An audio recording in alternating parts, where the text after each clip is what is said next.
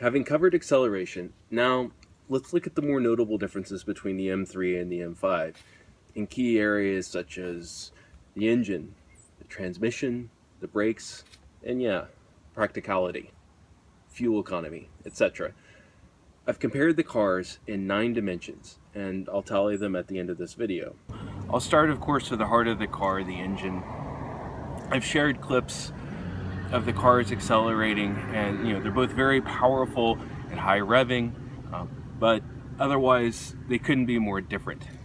The M5 has a 5-liter V10 that revs all the way up to 8,250 RPM.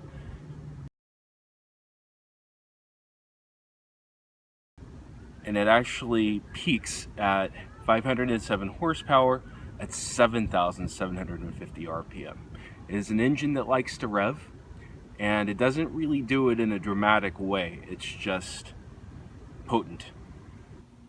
And the M3 with a 3.2 liter inline 6, which, as any BMW purist will tell you, is the proper engine configuration of a BMW.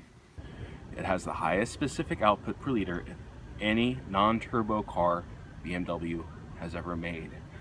Most of its torque is available at 2,000 RPM. So in addition to revving high and sounding fantastic, you never lack for pickup, even when cruising around town. There are 3 personalities between the two cars. Personality number 1, Dr. Jekyll. The M5, it's a sedate luxury sedan with only a muted growl to indicate what's under the hood. Then at the press of that M button and an aggressive right foot, it turns into Mr. Hyde. You press the M button, you rev past 4,500 RPM, and it takes off like a rocket. And it burns a gallon of fuel in the process. Personality number 3 is everything in between. That's what the M3 does very well.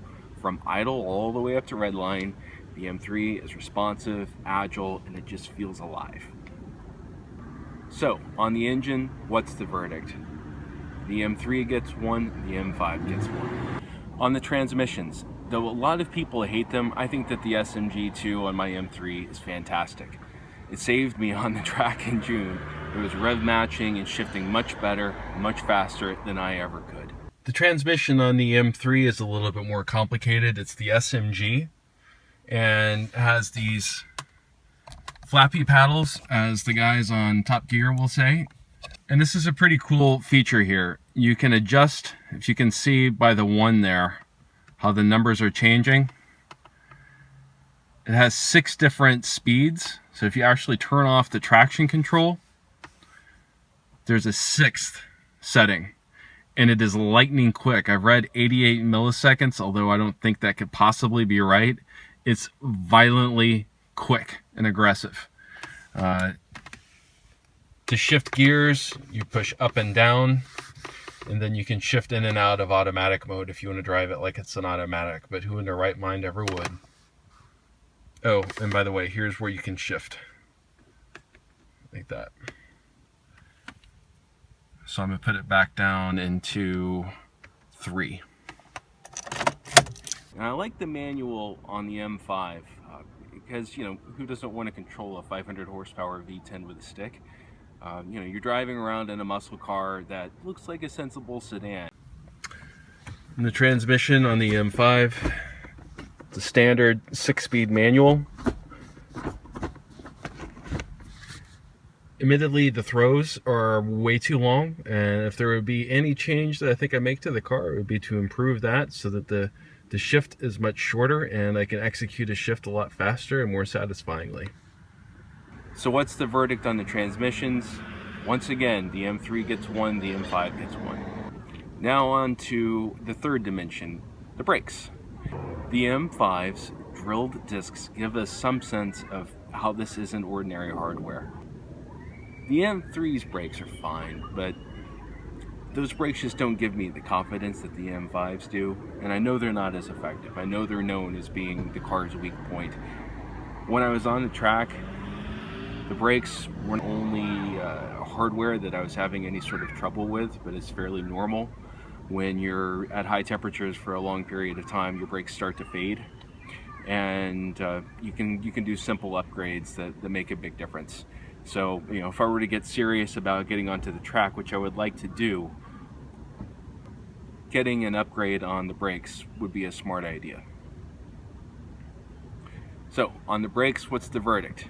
The M3 gets a 0, the M5 gets a 1. In terms of handling, both are outstanding for what they are. The M3 corners like it's on rails. The M5 corners like it doesn't care. Even with traction control, the car slides around, but it's fun and it's controllable.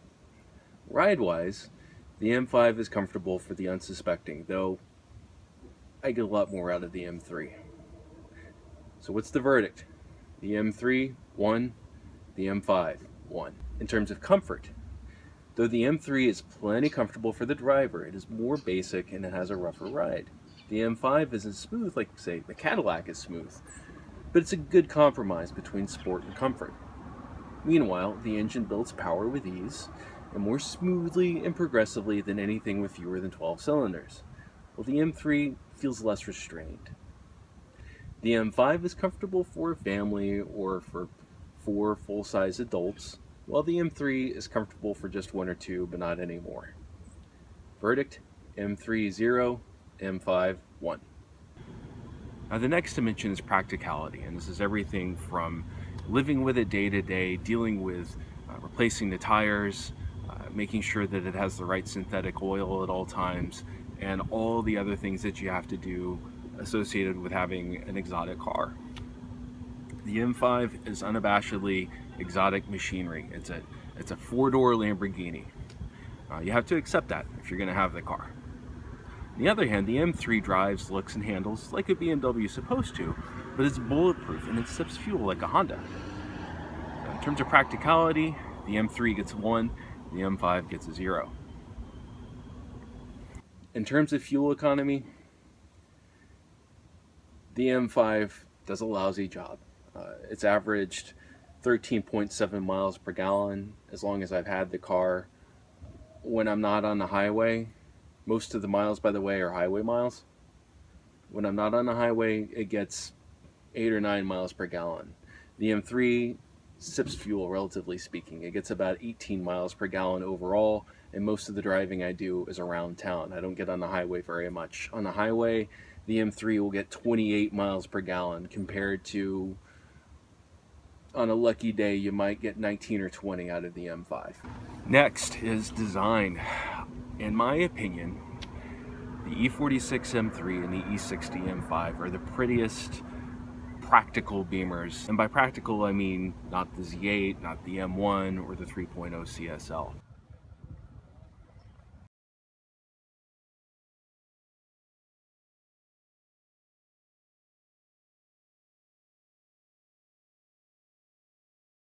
In terms of design, the verdict is M3 1, M5 1. In terms of gadgets, iDrive in the M5 is annoying, but I'm really there for the driving experience, and thanks to iDrive, I don't have to look at a bunch of buttons I rarely, if ever, use. The M3 is it's a classic mix of analog and digital, and nothing is there that doesn't need to be there. So I like that. Now, the best gadget is the sport button. You press that button and it sharpens the throttle response and makes driving even more fun, if you can possibly imagine that.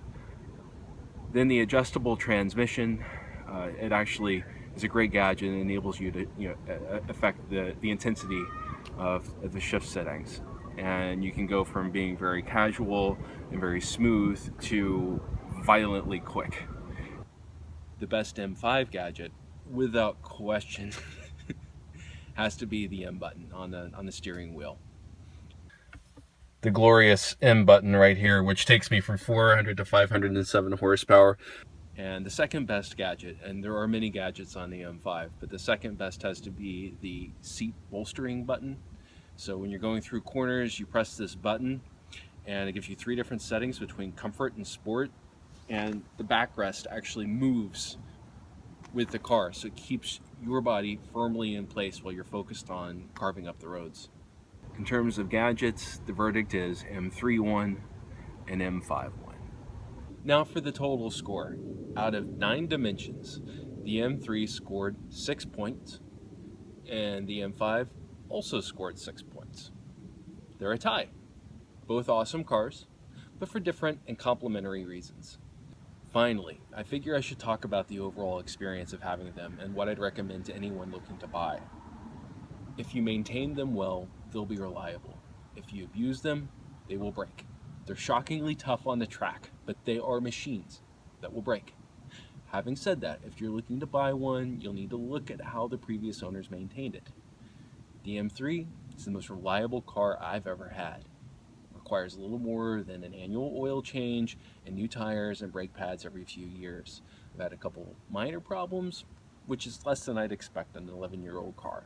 It's at 90,000 miles, and it runs and feels as good as new. Maybe that's because the car has been babied.